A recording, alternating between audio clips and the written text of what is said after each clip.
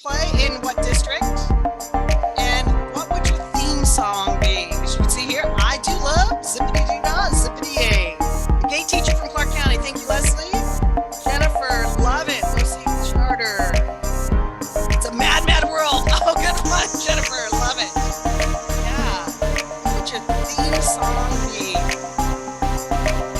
So again, over in chat, go ahead and introduce yourself, add your role and your district, and then let us know what would your theme song be.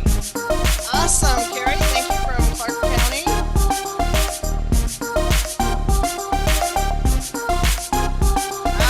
Kim, also from Clark County. Awesome. What's your favorite song? K5 Music. I can't wait to see your song. My dancing is Dancing Queen. I love it. I love it. Oh, the fight song. Awesome. Greatest love of all. Nicely done. I love that too. Awesome.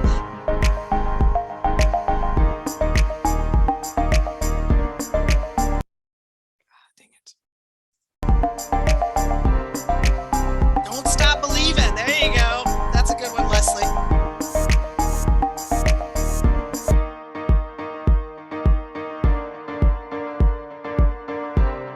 All right, it is the top of the hour, and so we're just gonna let this wind down. If you've got a song there, hold on. Third grade, loving it.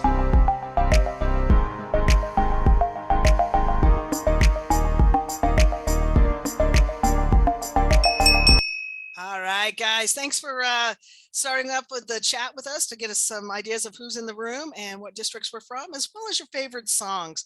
So the Havana song, love it, because my daughter's name is Havana. Awesome, guys. Thank you for joining us today. Today, we're going to be doing a session on choice via boards and menus.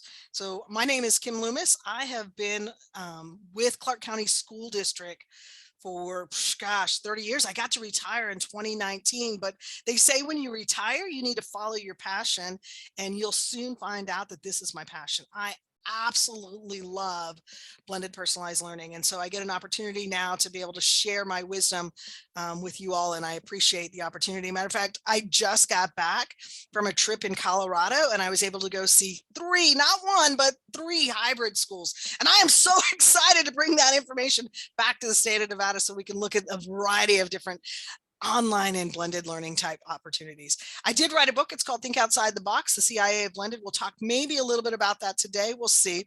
And my background is I was a 10-year mathematics teacher, a little bit in California before I came to Vegas.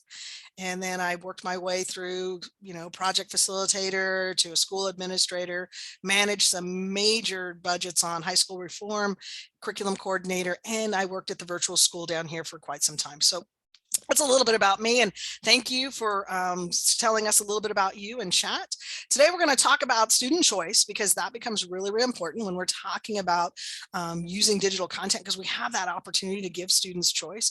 Then we'll talk about two strategies that you can use for student choice, and that will be our choice boards and menus. And then we'll talk about how to design choice boards and menus. And then towards the end, I'm going to talk a little bit about these blended learning mindset webinars and workshops. And this is one that I've done. Oh, wow. I think I did this one just a couple of weeks ago. We are in the middle of the workshop right now, where we have some of our teachers that are actually trying choice boards and menus in their classrooms. But we'll talk more about that as we get through today.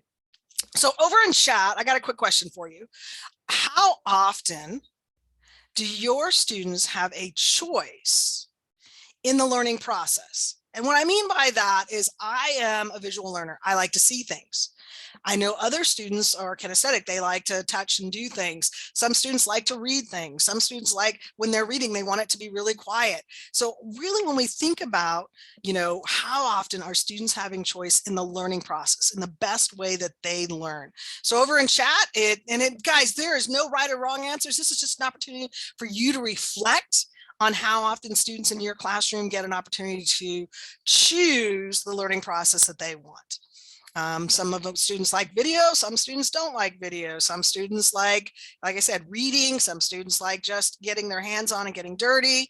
I love it just once a day, some often. We're getting lots of different stuff going on there. Good, guys, because that's what we're really talking about today is student choice, and how can we give students choice into that learning process. Thank you for participating over in chat. So as we go through today, we want to talk about student choice in the learning process and what that actually looks like. So in a traditional classroom, this is what tends to happen in a traditional classroom. All the learning takes place at the same time. All the students read at the same time, the same short story. There's a designated day and time, for tests and quizzes. They usually are all doing the same assignment, all the same questions, right? So it's oftentimes I'll do a little bit of teaching, I'll do a little release, and then we'll do it together. And then we'll do an independent, you do, and then there's some type of assessment. But the problem with this model is it's very passive. It is typically shot for the middle. That means we're leaving students behind. They can't even get to the middle, and we are boring to death the students who are already beyond the middle. So we need to really think through, how can we move this from the traditional classroom and just want something that's more active learning, right? So that shift in practice is really going to take us from taking ourselves, that teacher, off the stage and removing the teacher from everything and helping to get to a student-centered. So yes, we're still going to plan lessons, but in those lessons, there's going to be choice for activities. There might be, I need you to learn about Christopher Columbus, but here's a variety of places that you can go to learn about Christopher Columbus. We're still going to deliver content and even assign activities, but we're going to give some choice in what that looks like so that the students can partner with digital content and they can personalize their own learning experience. They're going to end up taking responsibility, and they're going to be able to work together and self-assess. And if you didn't work with us in the last session where we talked about data, that's okay, we're going to get there. But we really want to think about how we assess students, because it goes a little bit different. When we're in a student-centered learning environment, we think that failure is just part of the process. When it's a teacher-centered classroom, oftentimes failure means an F in a grade book. And I know that Clark County has gone to the ability for students to retake and retake, which is great because we really want students to understand the fact that failure just means I didn't get it the first time. And that's when we move to that student-centered process, we have that ability to start thinking through those types of things.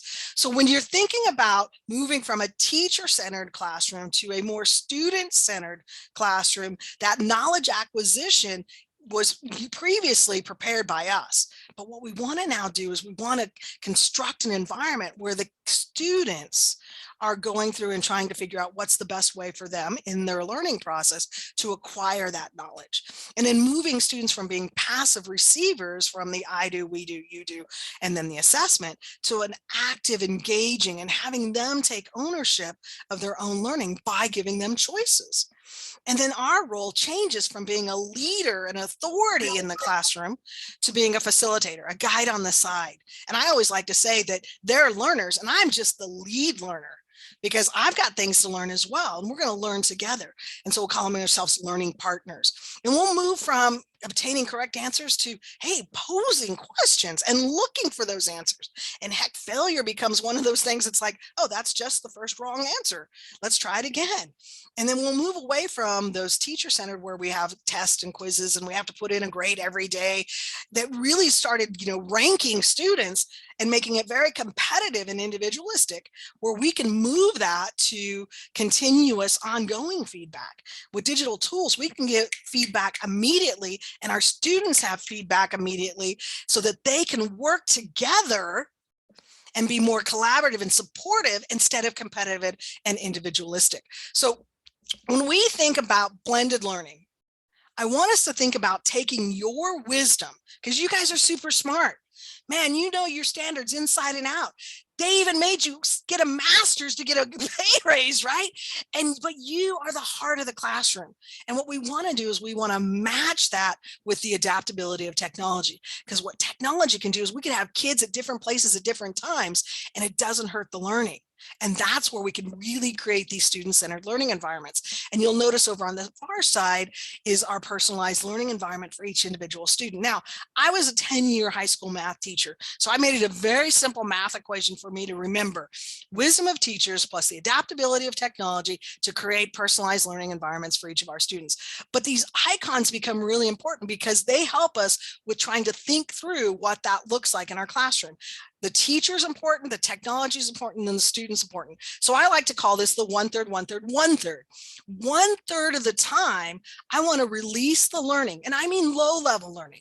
The stuff that, I can get a video to do, or I can get Excel to do the practice. I want to release the learning to the technology 1/3 of the time.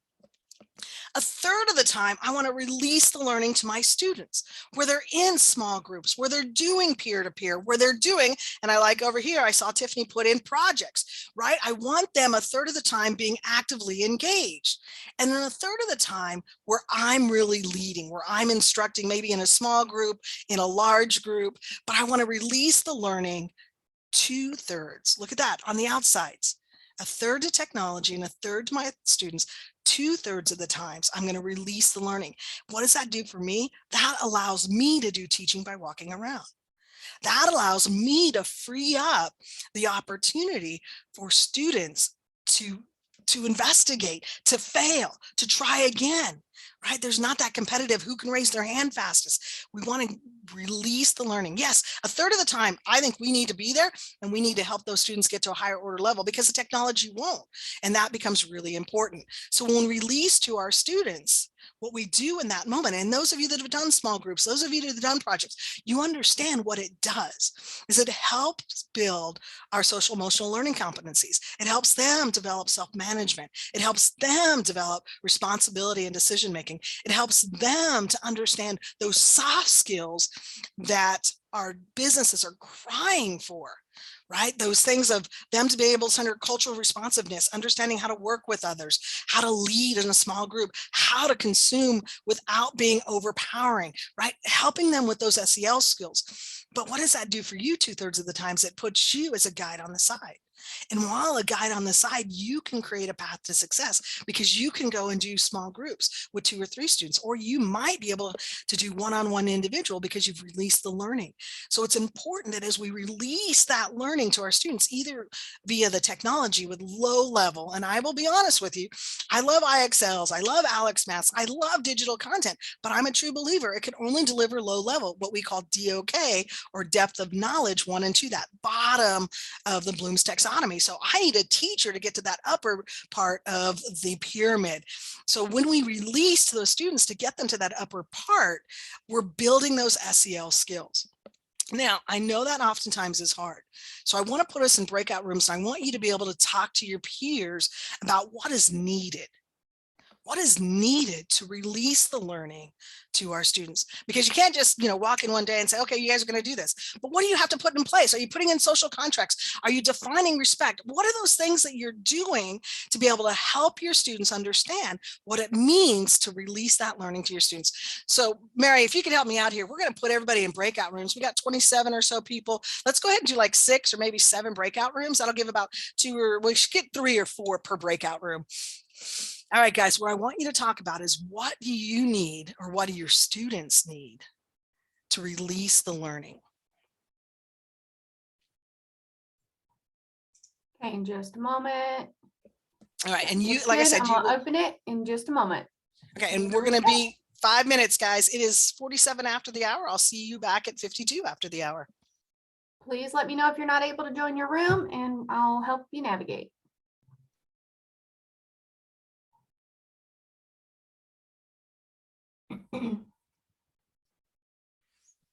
Welcome back. Welcome back. I love it that some of the rooms are still talking. Yay!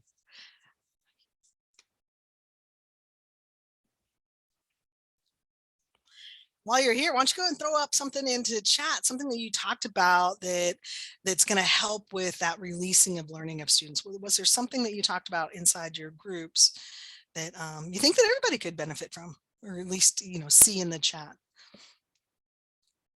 So like one of my things I will tell you when I think about releasing the learning to students, I don't know, like I said, I'm a big fan of capturing kids' hearts. So social contracts are always important for me, and defining, learner profiles and what I want expect of a learner, and helping kids identify and defining what respect looks like. Those types of things are important. And so what I was saying, I know some of you just came back, is that if you've got an opportunity, if you want to throw something up in chat that came up in your room that you'd like to share with others, please do so.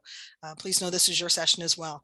Oh yeah, can we get the attendance link, please? Mary, I'm sure we'll do that towards the end. So I will tell you, one of the things that I believe about the core business of schools is its relationships and learning. And I believe this, it's a hierarchy, guys. I truly believe that the core business of schools is first helping our students understand about relationships with adults, relationships with each other. And that starts in a hierarchy, and then we can move to learning. Because I will tell you, there have been times when I taught math, I told you 10 years in the high school math teacher, that I had kids that just refused to learn from me because they just didn't like me. And so I realized right away that I needed to be personable. I need to have relationships with my kids so that I can get them to the learning stages. So let's talk about choice boards, because choice boards is a way to help with that relationship building, because they'll understand that you as a lead learner, the teacher in the room, you understand that their learning process should be something of their choice. And so when we think about choice boards, let's go ahead and we'll do something real quick. I don't know if you've ever done Annotate, and we'll see if it actually works up here. So if you go up to the very top of your screen, have you ever used playlists or choice boards or menus in your classrooms?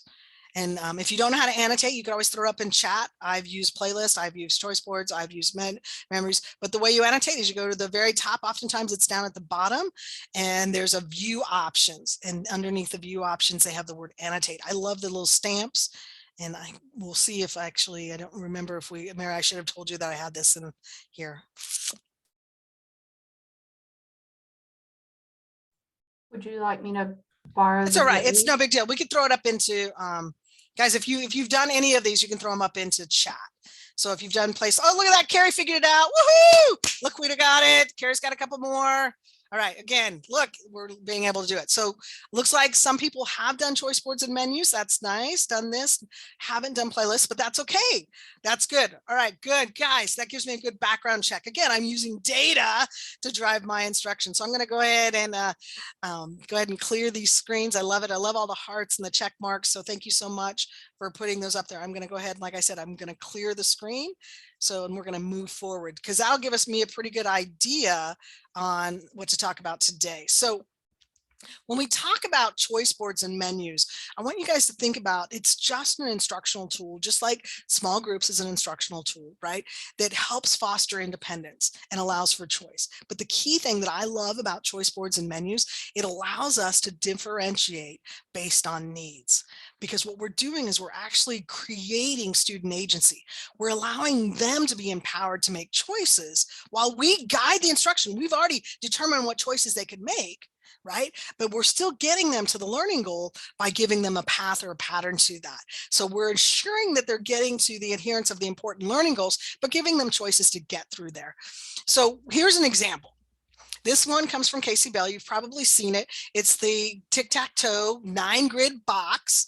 Notice it outlines a variety of instructional options that are targeted towards important learning. Now, what she's done here, she's got some blue and some green, and that could be, higher order or lower order, type activities. She might tell your kids, I need you to pick a blue one, I need you to pick a green one, and everybody's going to do that star middle white one, but it gives students choices.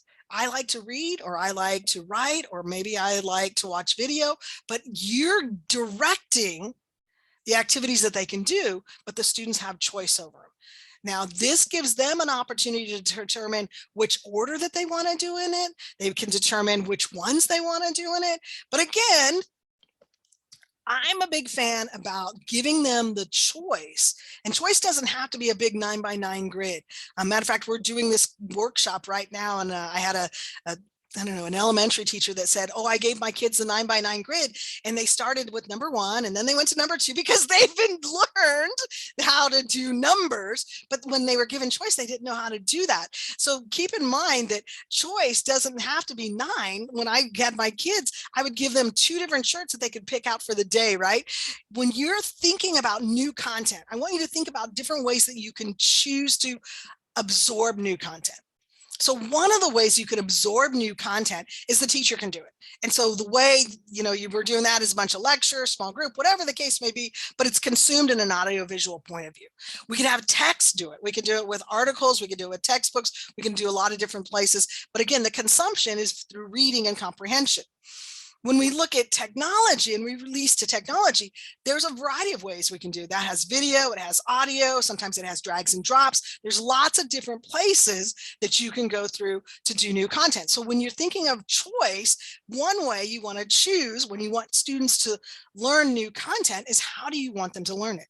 Do you want to deliver it? Or is it something that you can give away? Like you can let Khan Academy do it, or maybe you can let IXL do it. Or maybe you can have, the kids go read a video that there's 3 different videos that talk about the journey that Christopher Columbus made across the state. So there's lots of different places that you can go there. So here's some examples of student choice formats. So the one over on the left here is just a learning menu. And you've been to restaurants, you know what learning menus look like. They've got main dishes, side dishes, desserts. And so the kids pick a choice. They pick an appetizer, right? Or they can pick a main course, or they can pick a dessert. So they have some choices in that board. So that board in itself has lots of different choices. Again, you see the tic-tac-toe, and you can do that and say, okay, there's 9 different choices here that you can do, that you can pull through and say, pick 3 or pick 4 that you have to do. So these are some sample choices. It can be done as a menu or it can be done as a board. Now, don't get hung up on the fact that it needs to be 3 by 3, because it can be a board of just 3 and you can pick 1. Or it could be a board of just 2 and you can pick 2, like a must do, may do. That in itself is a choice. I must do all of these. And when I'm done, I may do these 3 different things. So they get a choice at that one. So when you're thinking about why you would do this, the key here is differentiated instruction. Now, you can differentiate the content. That's how the students will consume the new knowledge. So do you want them to do it through video, audio, multimedia, small groups, large group, whatever? That's the content. How are the kids going to get the content? Then you want to think about, well, how do I want the kids to show how to apply, or that they're learning? I want them to practice this new knowledge. So how do I do, and what do I want the students to do? Do I want them to partner up? Do I want them to do it individually? Do I want it to do offline? Do I want it to do online? These are some choices that students can make, or you can put in a choice board or menu. Then you can think about the product, and that's so you can get information to show that they've mastered it. So there's lots of different ways. You can use assessments, you can use single points rubrics, you can use a quiz inside of your Canvas shell. There's lots of different places that you can think about how you're going to get information about the product. And of course, I love the environment, because if you've been in any of those really cool classrooms that think about, you can go sit over on the beanbag chair, or you can go sit on the rug in the corner, but that can be also lots of different choices that you can allow for the kids. It's not something you probably put on a choice board. We probably put content, process, and product on there on a choice board. So when you're thinking about your choice boards, these are some suggested activities that you could do. You could have adaptive skill practice. You could have side-by-side assessments. You can have self-assessments or even peer assessments. You can have them create products, and lots of different products, like a video or an infograph, maybe a podcast, a slideshow. Those are choices, right? Or it can be completing online activities, or maybe even offline activities. There's lots of different ways that they can demonstrate or practice their learning. So when you're thinking through your choice boards and your choice menus, think about, okay, what content do they need to get, and how many different ways can I present that for them, and what process do I want them to go through, the practicing of it, and how do I want them to show me that they've mastered it. So here's some examples of some choice boards, and I'll put these up in the, these are ones that I have used for professional development, and you are welcome to look at those as well. So I have a playlist, what's called the pick rat model, where you see it, reflect it, share it. That's number 13. The tic-tac-toe, another one that's dealt with data there.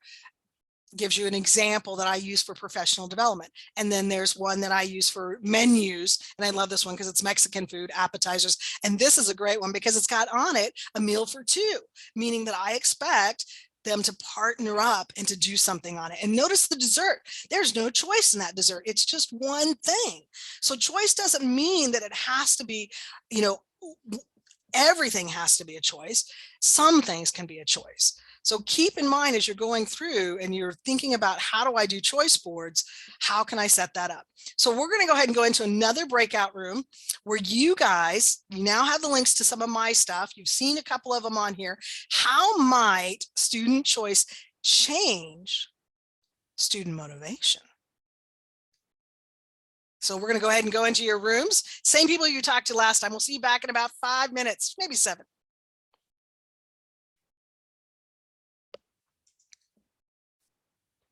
Again, you want to think about Have to how reassign, so bear with me. Oh. Because they came in, so you may Oh, end the up new in people. a different Okay. room. Oh, okay. If they came, yeah, the new people at the top have to be reassigned. Yeah. Yep. So you may end up joining a new group. Just introduce yourselves and have fun.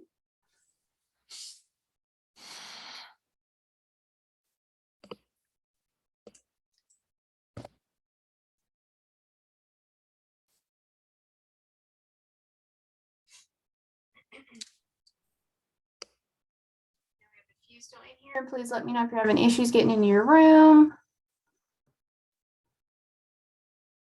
Yeah, we have a couple people. If you guys didn't find your rooms, let me know. Let us know. Yeah.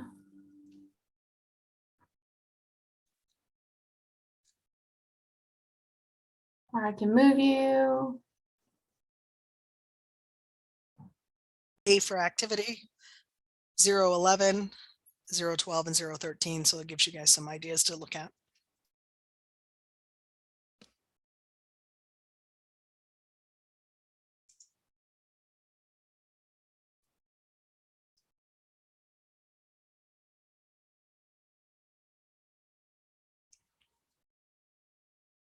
And I will be putting in the attendance link and session survey for everybody. Please remember to fill those out before we close this session today. Because we need the data, as we're talking about data, makes our next choices. All right, great. So guys, thank you so much for sharing the opportunity to talk about, how does student choice change motivation? If I get an opportunity to choose something, how does it make a difference? It's interesting. We're doing this class right now as an NDE, and I had a theater teacher, and Jasmine, you can probably chime in if you wanted. He talked about, he had kids that couldn't do the theater production. So he had an alternative assignment, and he only got 1 out of the 7 kids to do the alternative assignment. But as soon as he made it a choice of what they could do, giving them like 4 or 5 different things that they can choose from, then he got all the kids to do it. So you can see how the motivation changes when you give the students choice. So let's talk about how to design choice boards and menus. So of course, the best thing is we always start from backwards design. So we always want to know what is the thing that the big ideas that we want to get out of this. And then we want to figure out, well, how am I going to know that the students have gotten the big ideas and mastered this concept? Then I can jump into the learning activities. Too often as teachers, I know we get right into the learning activities. It's like, wait, how are the kids going to show me they've mastered it? How are they going to, so start with that big idea or the skill or the concept that we want our kids to know, and then move into the culminating task or the evidence that they're going to provide. And then we can go in and start looking for the learning activities. Now, there are lots of different designs that you can go out there. There's, templates out there. If you Google this, you can find all kinds of different templates. Like we showed you the one from Casey Bell. I do love that you should number them. It helps kids, or color them to help them understand, I'm working on number 6. Who else is working on number 6 so they could pair up? Or I'm working on the French fries appetizer. Who's working on that? Right. So giving some ways to help kids understand them. They could be in paper form. They can be in digital form. Heck, they could even be in interactive slides. If you haven't looked at Slide Mania, love Slide Mania. They have great slides over there that can help you make some choice boards. And as we're going through here, I want you to also think about some tips, like you just heard me say, 1, keep it on a single concept. right? Try to keep it on a single learning objective and create an easy to follow format. The 9x9 grid works only if kids have been doing tic-tac-toe. It's funny, I was dealing with a special ed teacher that's in the class right now that's doing it. And she's like, my kids just started and went 1, 2, 3, 4. They didn't understand how to do tic-tac-toe. So she was dealing with a special population that probably never played tic-tac-toe. So they had no idea how to do that. So keep that in mind, having an easy to follow format. Now you can include items that are required, like the centered box. Don't feel like everything has to be a choice. And guys, choice starts with 2. You don't have to give them 9 choices, right? I do like having the numbers, and I do like having the color variation, because that helps me. Like if I'm walking around, remember we talked about the 1/3, 1/3, 1/3, and the 2/3 of the time I get to walk around, I can go to a kid who hasn't started because 9 choices might be too much. And I'm like, hey, you know, maybe you should start with number 7. Because I know in my mind, number 7 is probably the easiest place to start. Or I know that that kid is a visual learner. So that one, number 7, had a video on it. So there's a variety of ways to set these up. And by putting the colors and the numbers, it helps guide the students through those things. Keep in mind, as you're designing it, you want to design with differentiation in mind. I'm sorry. And so that you're a variety of different ways to get content, a variety of different ways to process that content, and a variety of different ways to maybe to do the mastery of that content. And that could be, think about it, if I had a menu here, appetizer, content, main dish, practice process, dessert, give me your product, right? So think of that right there in itself gives me a great opportunity to set up a choice menu with content, process, and product. But even if you do a board, think through the different ways that you can do that. So students have a variety of ways to demonstrate their knowledge. Now, there are a lot of different choices that you can give.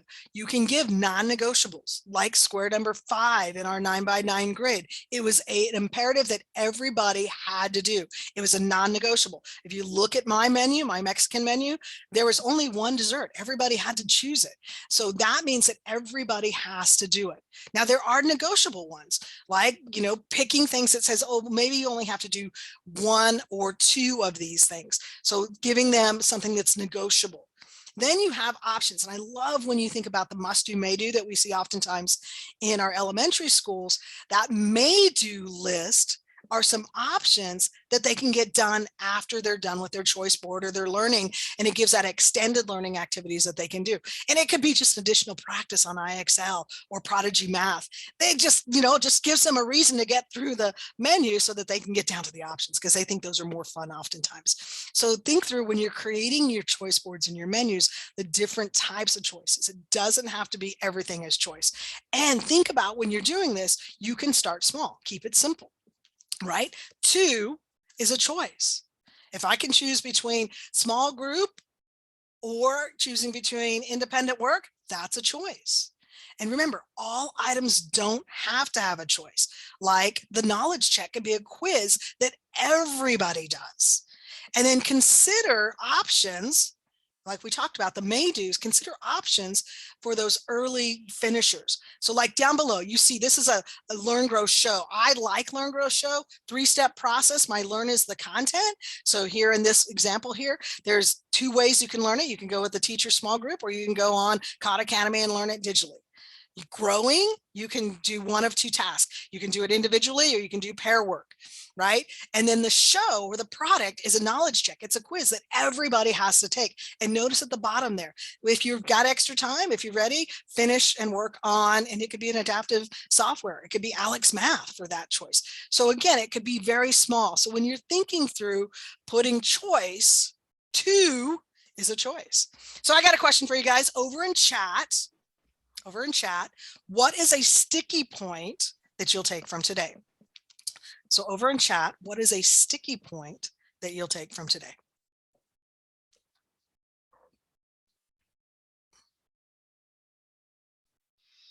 So something that kind of stood out to you, something that, you know, you're like, oh yeah, I want to take that away. Maybe it's the 1/3, 1/3, 1/3. Maybe it's 2 as an option. Maybe it's, hey, I can do a menu. I don't have to do I don't have to do a 3x3. Choice boards don't have to be an excessive amount. I love it. Start small, keep simple. Yes, Carrie. Everything doesn't have to be a choice. I agree, Leslie. Totally agree. Everything doesn't have to be a choice. It can be non-negotiables, right? And some of you already had experiences, so I love that. Amy saying that I love menus. Way to go. All right, so guys, if you like what you saw here, I will tell you, I've been doing webinars, and you heard me talk a little bit about this particular class. I've been doing it with some of the learners across the state of Nevada. We've been doing webinars and workshops across the state of Nevada. And here's the webinars and the workshops that we've been doing. We started way back in October. Don't worry, we still have some available. So if you haven't been taking advantage of these, you're welcome to do so. I'm going to stick this up into the chat box. We have a webinar that's going to be next week, Tuesday, that's going to be talking about assessing student learning with digital tools. And it's designed in a learn, grow, show. Learn a little bit about some content, grow it in your classroom, and reflect on that showing of it. And you can get an hour for doing the webinar, much like today, you're getting an hour for this session.